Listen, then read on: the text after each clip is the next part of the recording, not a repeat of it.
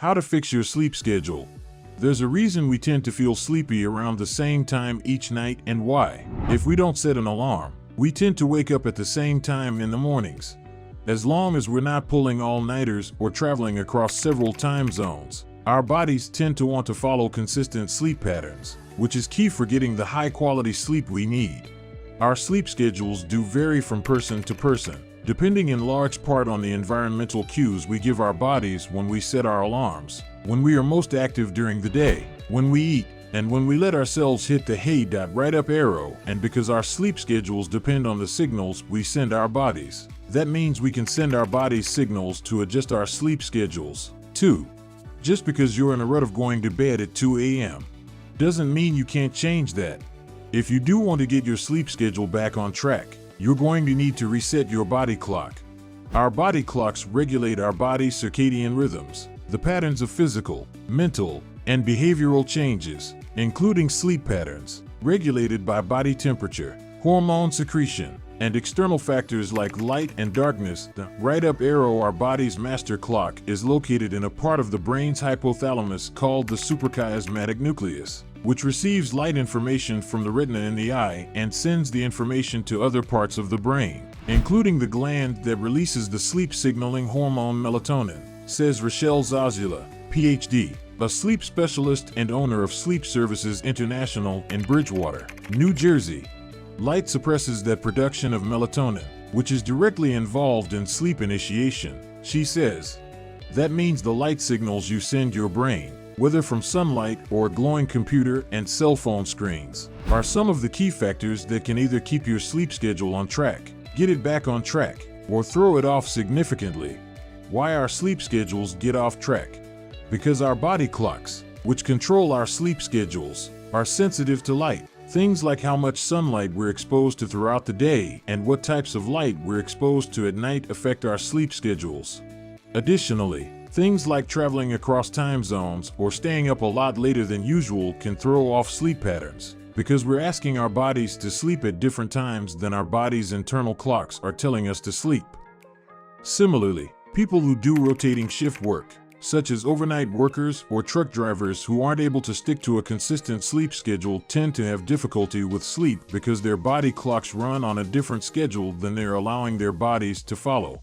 It's problematic, not only because having a misaligned body clock and sleep schedule on a day-to-day basis can result in poor sleep quality and you not getting the sleep you need, but over time, that misalignment has been found to be linked to several chronic health problems, such as sleep disorders, obesity, diabetes, depression, bipolar disorder, and seasonal affective disorder, among others. Having a severely misaligned body clock and sleep schedule is itself considered a sleep disorder. About 1% of adults have advanced sleep phase disorder, meaning they go to bed early, from 6 p.m. to 9 p.m., and wake up early, between 1 a.m. and 5 a.m.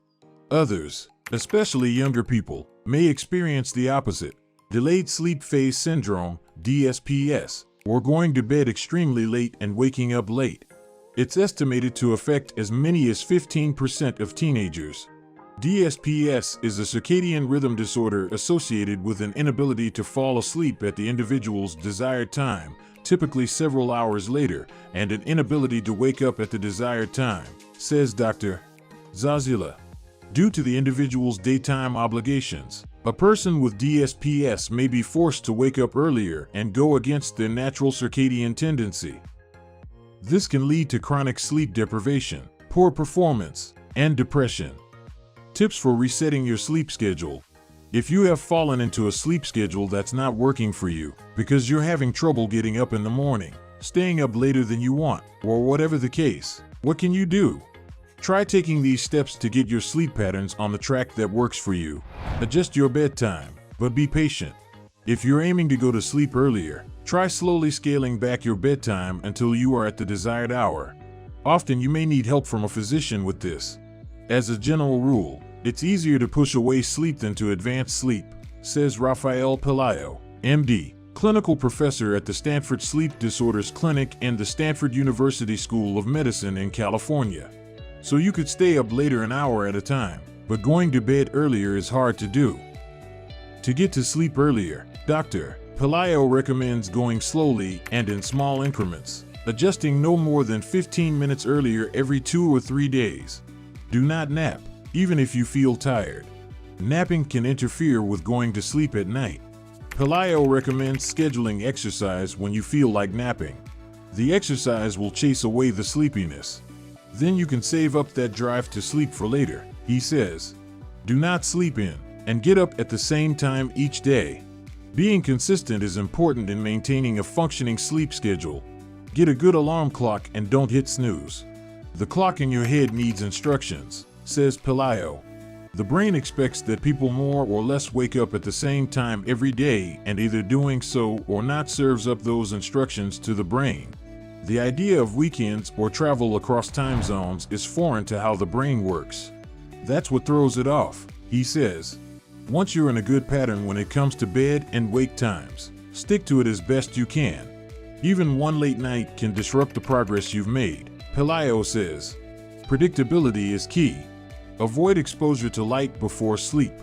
Research shows that exposure to evening light can shift your body clock to a later scheduled right-up arrow. Remember, light sends signals to the brain that it's time to be awake.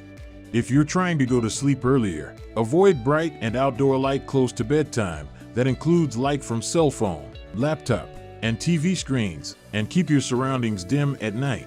Avoid exercising too close to bedtime.